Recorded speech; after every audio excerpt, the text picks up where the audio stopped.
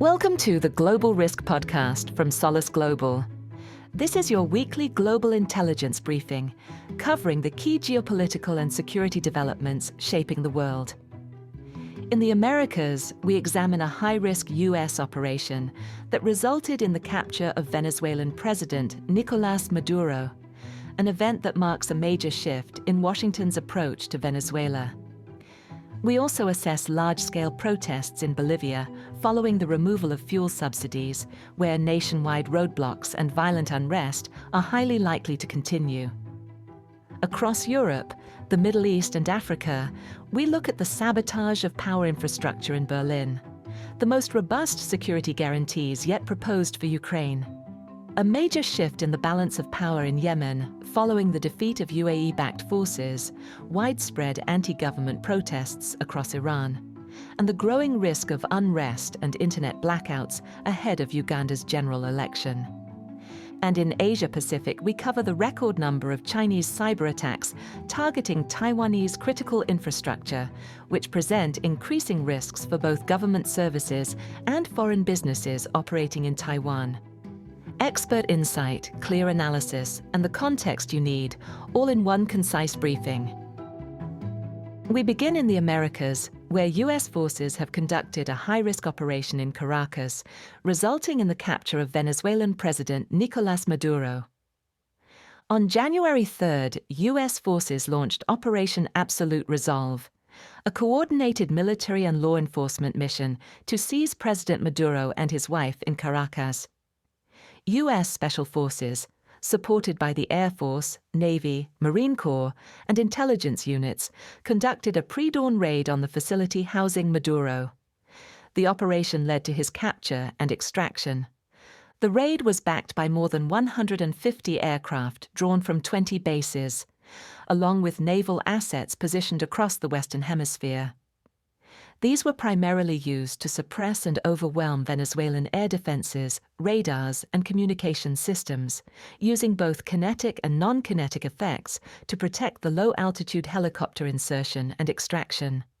To cover the operation and reduce the risk to commercial aircraft, the Federal Aviation Administration issued a notice to air mission.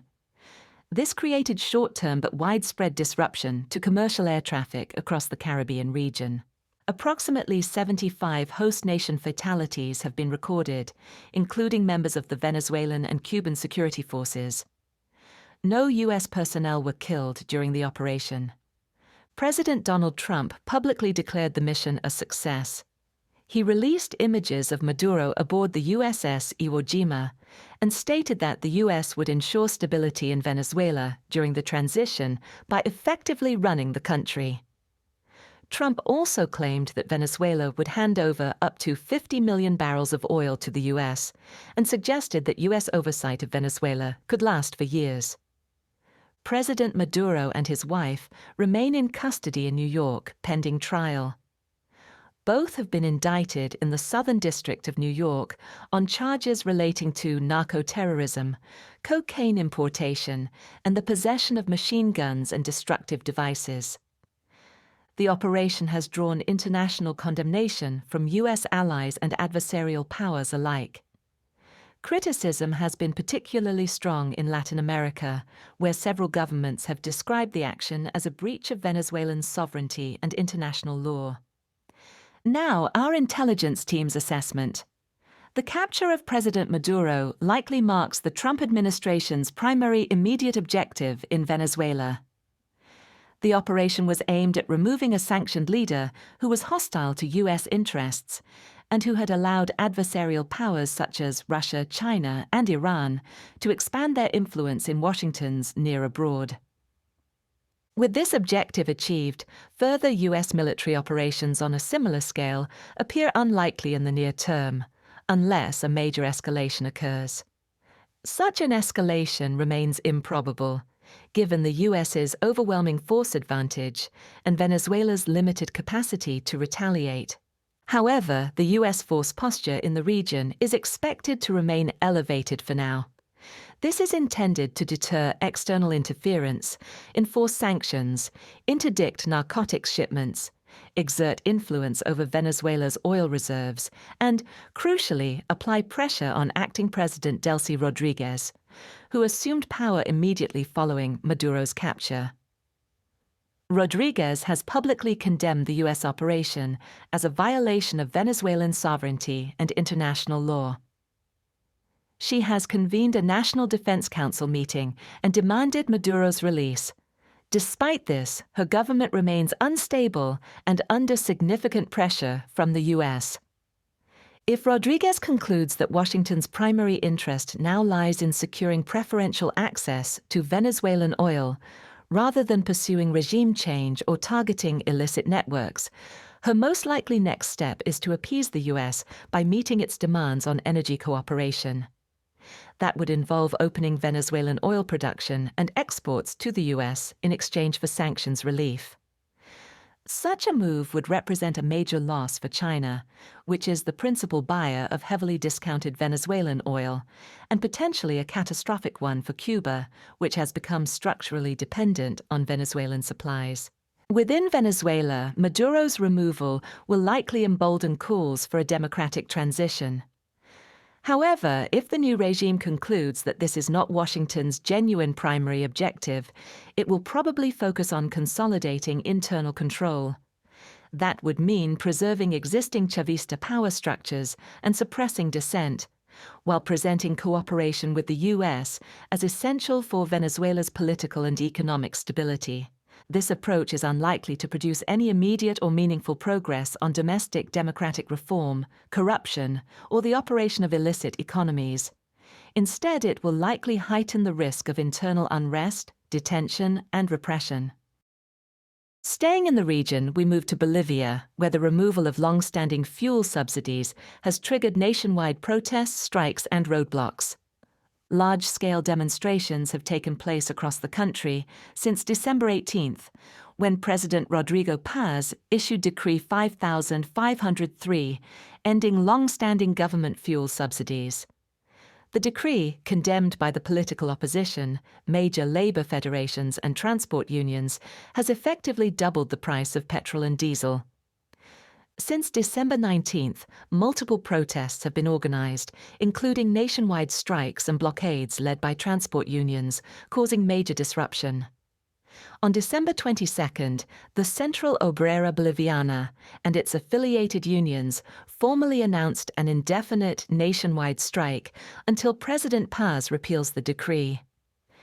Violent confrontations have occurred in La Paz and El Alto. Miners have deployed dynamite charges, while police have responded with tear gas and rubber bullets to disperse crowds.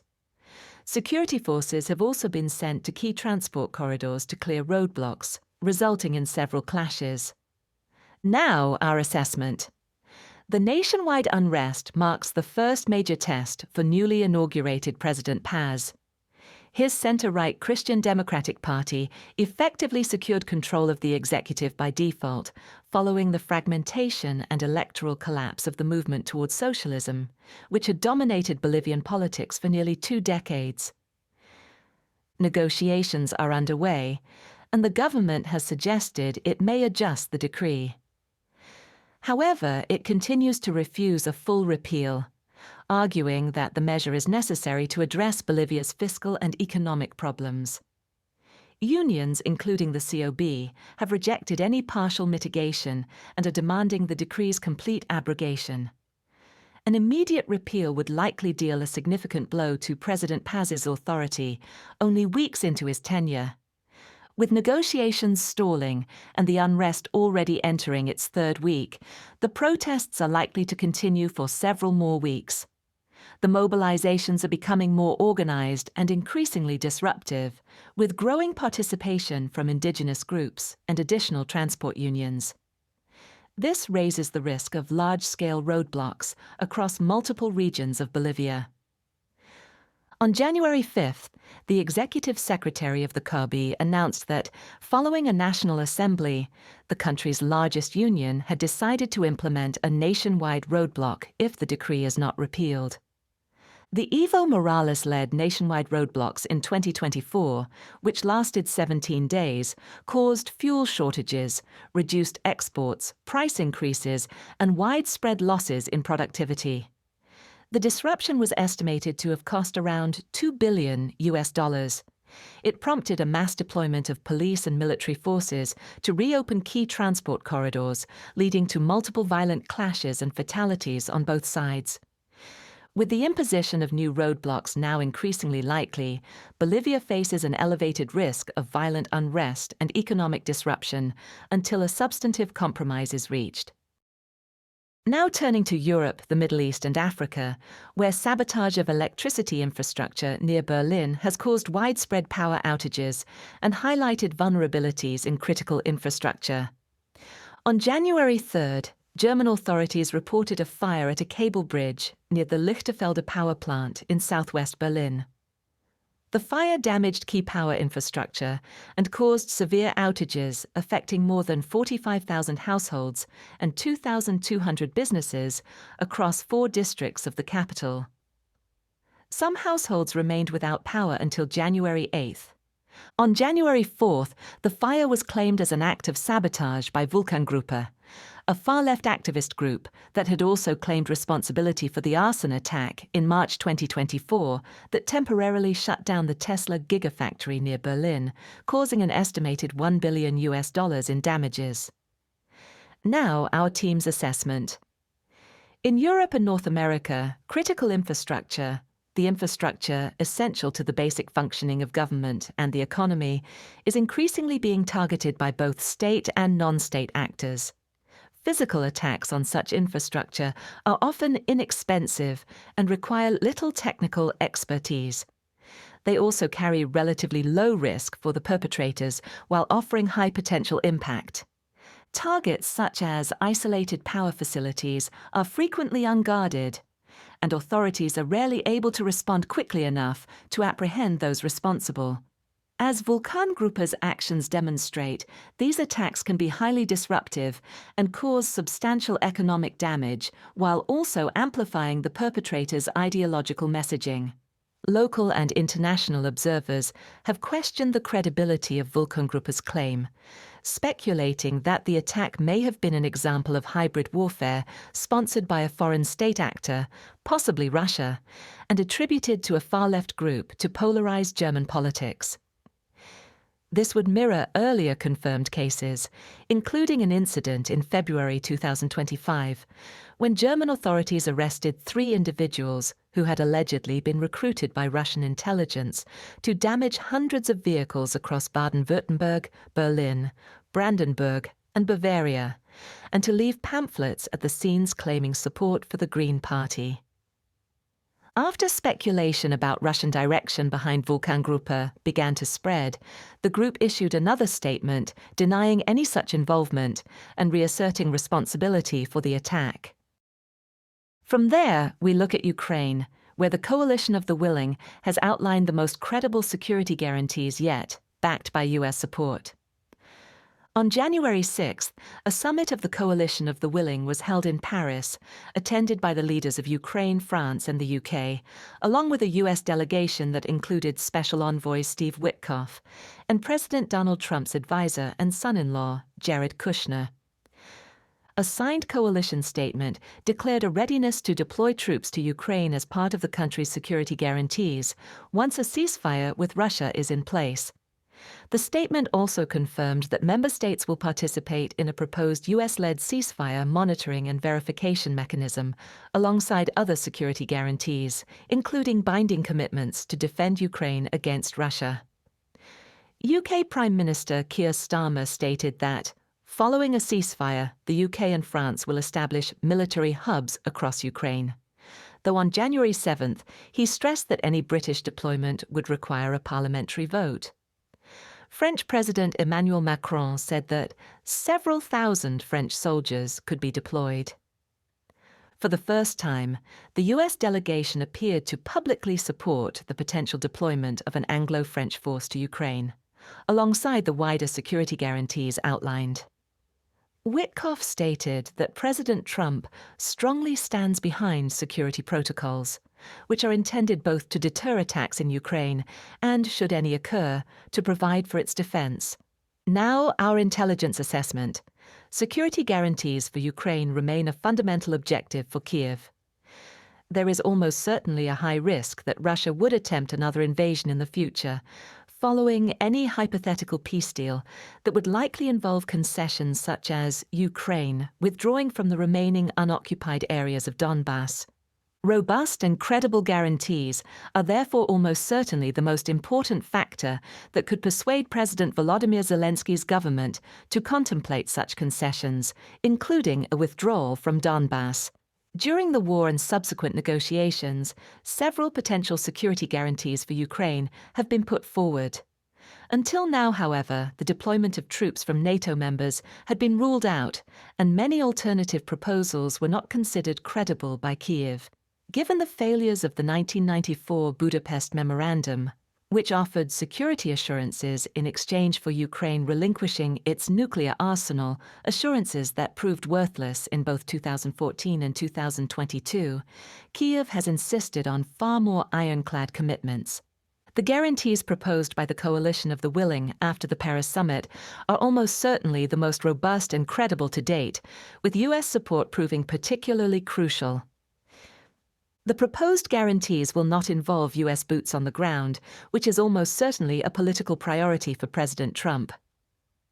US officials have indicated that the planned US-led ceasefire monitoring and verification mechanism would likely rely on drones, sensors, and satellites without requiring any ground deployment.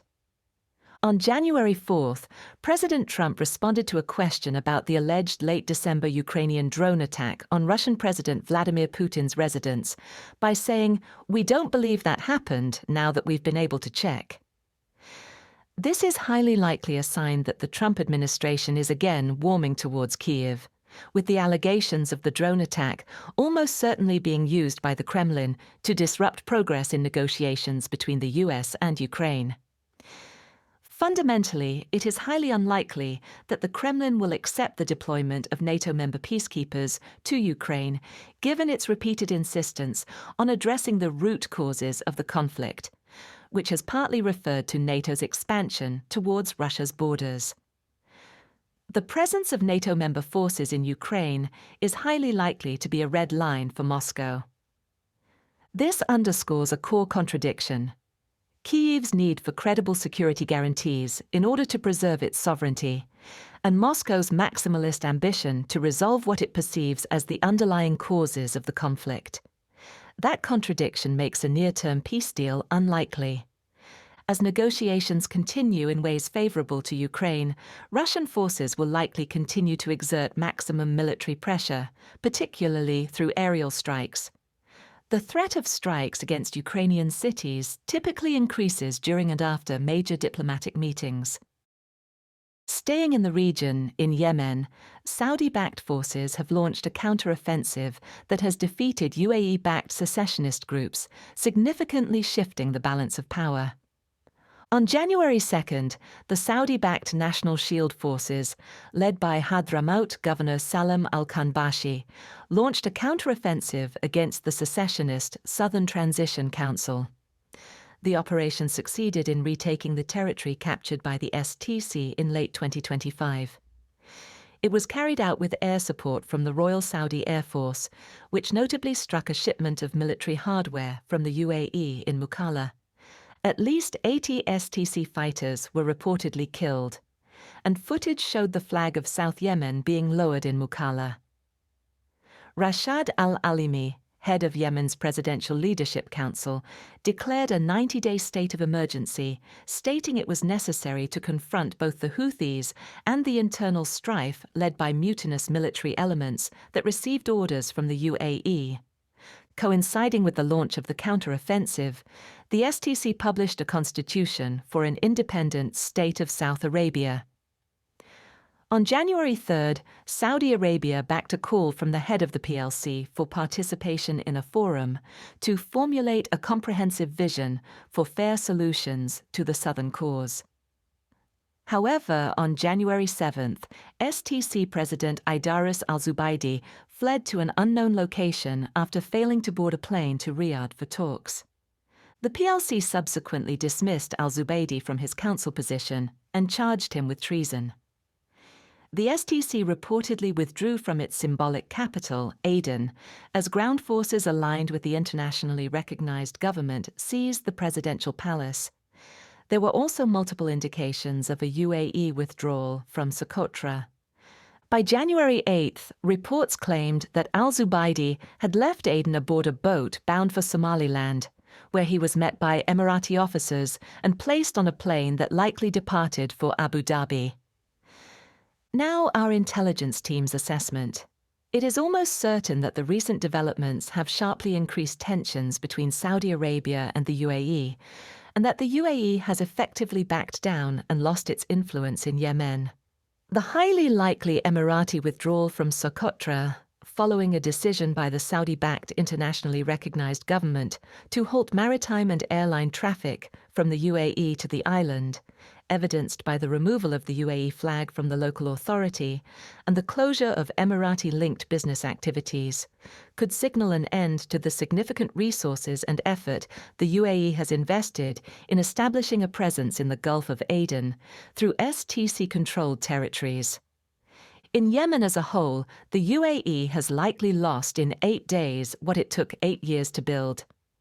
The divisions between Saudi Arabia and the UAE over Yemen have almost certainly stemmed from differing strategic priorities and contrasting risk thresholds for intervention in the region.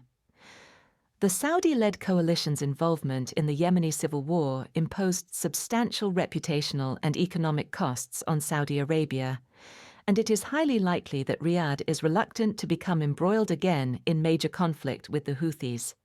Renewed conflict in Yemen would almost certainly threaten Riyadh's primary strategic objective, diversifying its economy to secure long-term prosperity.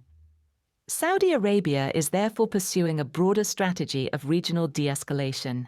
However, it is likely that the UAE has had a far higher risk appetite for renewed conflict in Yemen, and has therefore been willing to empower the destabilizing STC in pursuit of its own objectives.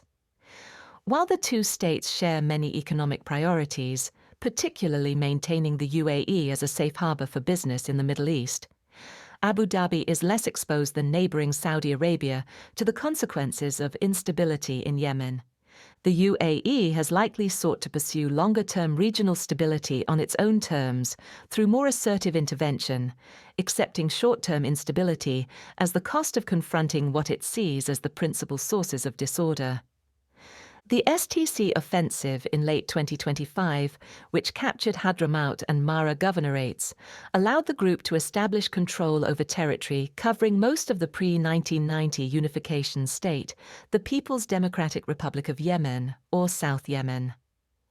This created the conditions for the STC to pursue its ultimate objective, independence for a new state of South Arabia, and posed a major threat to the Houthis. A senior STC official stated in December 2025 that the organization was consulting partners on launching a ground offensive against the Houthis.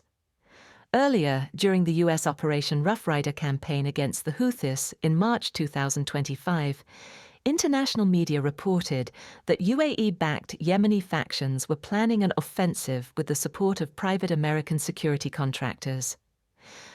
A reignition of the civil war would not only transform Yemen's security environment, but also carry significant risks of Houthi long-range attacks against Gulf states. The rapid disintegration of the STC, along with the likely loss of key allies such as the Giant Brigades, which appear to have switched allegiance to the Saudi-backed internationally recognized government, has likely reduced the prospect of Yemeni factions launching an offensive against the Houthis. However, there remains a realistic possibility in 2026 that the Houthis could exploit the instability by mounting their own offensive. Such a development would most likely become evident if the Houthis begin a military build-up near the city of Marib. Next, we turn to Iran, where anti-government protests have spread to nearly all provinces, driven by economic hardship and broader dissatisfaction with the regime. Large-scale protests, which began on December 28, have now spread to most Iranian provinces and have resulted in the deaths of at least 36 demonstrators.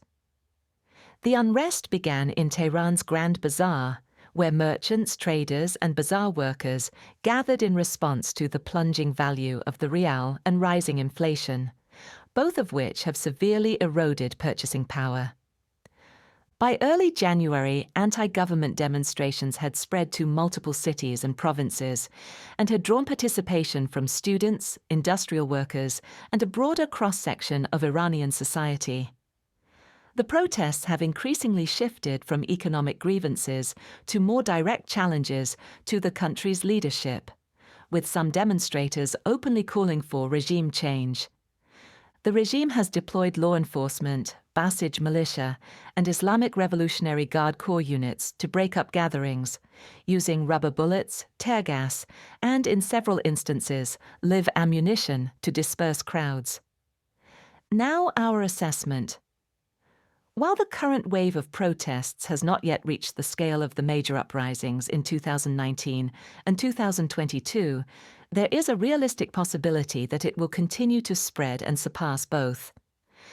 Iranians have faced prolonged economic decline marked by accelerating inflation, currency depreciation, high unemployment, falling real wages, and reductions in government subsidies. These pressures have been compounded by a nationwide water crisis and severe air pollution in major cities, problems that are partly interconnected and largely attributed to government mismanagement. Anti-government sentiment has likely been further fueled by wider regional developments, including Iran's war with Israel, regime change in Syria, and the degradation of both Hamas and Hezbollah. These shifts have effectively undermined decades of Iranian investment in deterrence and proxy forces, undertaken at the expense of domestic investment and public welfare. President Trump has repeatedly threatened to intervene if more protesters are killed, a threat given added weight by the high-risk U.S. operation in Venezuela to capture President Maduro, an Iranian ally. However, despite the escalatory rhetoric from both the U.S. and Israel, foreign intervention remains unlikely. The costs would be considerable, and the unrest is internal, without directly threatening U.S. interests. Washington also likely judges that Iran's leadership retains firm control over the state's security apparatus. The Basij militia and the IRGC remain large, loyal, and capable, and are likely sufficient to contain the current wave of unrest. As the protests continue to evolve, the regime will likely respond with a broad security crackdown and an increasing reliance on violence to deter further unrest. In 2019, it is estimated that more than 1,000 protesters were killed by the state, with thousands more arrested. During the 2022 to 2023 Woman Life Freedom protests, sparked by the death of Mahsa Amini in morality police custody, security forces again used live ammunition, mass detentions, and harsh legal penalties to suppress demonstrations after months of nationwide mobilization. The regime may also impose a nationwide internet shutdown to hinder protest organization and reduce situational awareness inside the country. As the security environment deteriorates, non-Iranian individuals in Iran, including dual nationals, journalists, academics, aid workers, and tourists, will likely face an elevated risk of arbitrary detention, interrogation, and restrictions on movement, particularly if they are perceived as supportive of the protests. And in East Africa, Ugandan security forces are cracking down on opposition rallies ahead of the 15th of January election, with internet shutdowns highly likely. On January 5th, opposition leader Bobi Wine of the National Unity Platform shared social media footage showing security forces arresting and manhandling a journalist. This is the latest in a series of incidents involving rough treatment by security forces, typically targeting Wine supporters at his political rallies. Wine has claimed that at least 3 people have been killed at his rallies by security forces, including one supporter who was shot and another who was struck by a military truck. The crackdowns have extended beyond Wine to other opposition figures. On January 2nd, local media reported that 1 person was killed and 5 were injured after soldiers opened fire on a crowd gathered in Orungo County, Amuria district, in support of General Jeje Abubakar Odongo. Odongo is running as an independent despite his historical support for incumbent President Yoweri Museveni. Uganda's Electoral Commission has cleared 27 parties to participate in the January 15th election, with 8 presidential candidates in the race. The 80-year-old President Yoweri Museveni is standing again as the National Resistance Movement candidate, seeking to extend a rule that has continued since 1986. Bobi Wine is the primary opposition figure and represents the most significant challenge to Museveni's hold on power. Now, our team's assessment. Security forces are highly likely attempting to deter any potential unrest around the election. In July 2024, young Ugandans staged anti-government protests in Kampala, largely inspired by similar youth-led movements in Kenya. Security forces moved quickly to suppress the demonstrations, detaining at least 100 protesters and quashing any further unrest. Museveni, Africa's third longest-serving leader, has increasingly cracked down on opposition in recent years, with numerous opposition party members arrested and tried in military courts. Wine himself has been detained multiple times since he began campaigning for the presidency, most recently in October 2023.